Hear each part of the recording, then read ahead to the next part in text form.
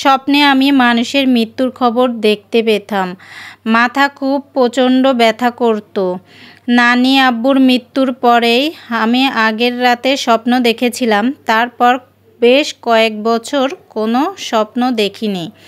বয়স যখন 17 বছর হবে তখন এক বিয়ের প্রস্তাব আসে, কিন্তু আমার আম্মু রাজি ছিলেন না। অনেক বছর পর আবার সেই স্বপ্নে দেখি এক অচেনা পুরুষ বাঁচার জন্য ব্যাকুল হয়ে সবার কাছে সাহায্য চাইতেছে। কে যেন তাকে সাপ দিয়ে চারপাশে বন্দি করে রেখেছে। আমি স্পষ্ট দেখলাম তার চোখে অদ্ভুত মায়া। কিন্তু কে সেই পুরুষ, আর কেনই বা আমার স্বপ্নে আসলো? কেন সে সাহায্য চাইল? এদিকে যে সম্বন্ধটা এসেছিল বিয়ের জন্য, ওরা আমাকে দেখতে চাইছিল। এবং আব্বুর মৃত্যুর পর আম্মু কিছুটা মানসিকভাবে অসুস্থ ছিল, তাই বড় চাচাই আমাদের দেখাশোনা করত। আম্মুর আপত্তি থাকলেও বড় চাচা ওদের আসতে বললেন। সেদিনও আমার মাথাটা তীব্র ব্যথা করতেছিল। আমি মনে মনে ভাবলাম, কোনো অঘটন ঘটবে না তো?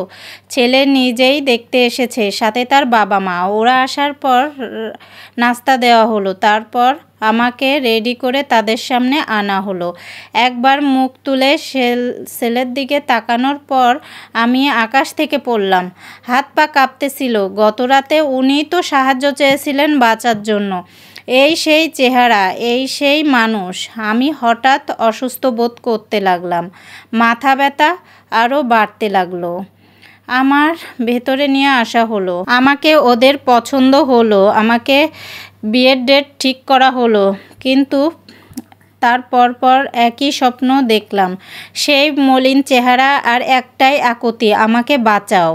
বুঝতে পারছিলাম না এই স্বপ্নের মানে কি। এত সাপ তাকে কেন ঘিরে থাকে?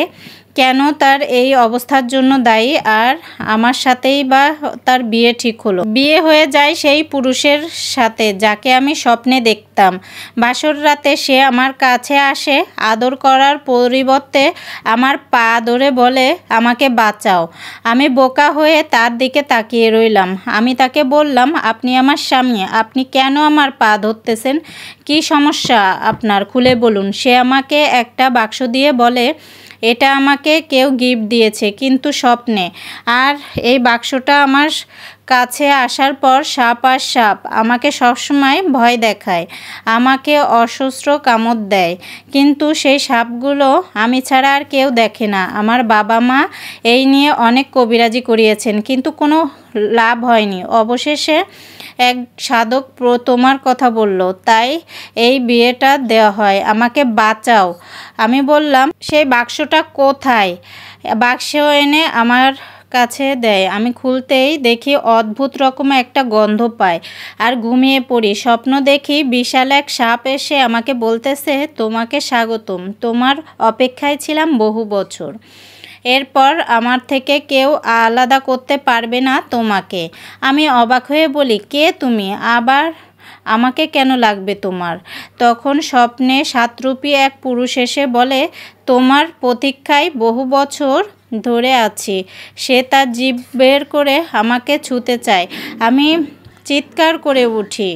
সকালে সেই সাধককে দেখি আমার সামনে। আমার শ্বশুর শাশুড়ি স্বামী সবাই ছিলেন। সাধক বললেন, ওঠো না মা, তোমার শরীরে এক অতি ধার্মিক জিন ছোট থেকেই আছে। তোমাকে সকল বিপদে আপদে সংকেত আগে থেকেই দিতেন। আমি অবাক হয়ে ভাবলাম, এসবের সাথে এই সাপের সম্পর্ক কী?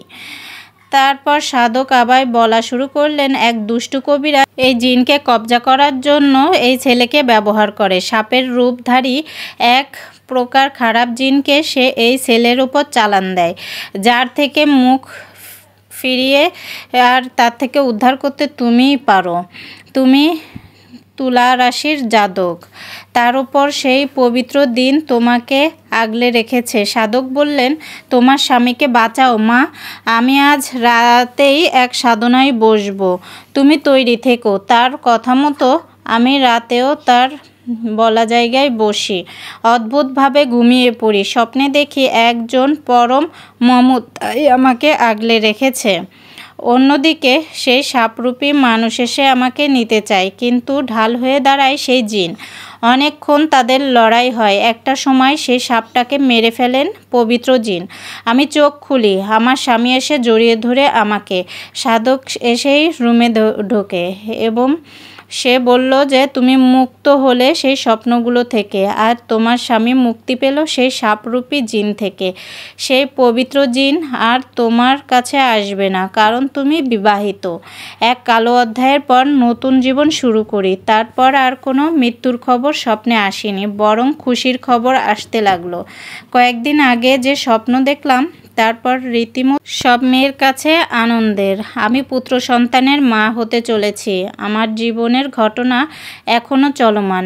আমার কি সন্তান হলো, সত্যি কি পুত্র সন্তান হয়েছে, পরে একসময় জানিয়ে দিব। দোয়া চাই সকলের কাছে। এই স্টোরিটার শেষ পার্ট, প্রথম পার্টের লিংক এই কমেন্টের বক্সে দেওয়া থাকবে। আসলে স্টোরিটা অনেক বেশি ইন্টারেস্টিং। এটা কি সত্য ঘটনা নাকি কাল্পনিক ঘটনা? মানুষের জীবনে এমন কোনো ঘটনা ঘটতে পারে আমার কাছে অজানা।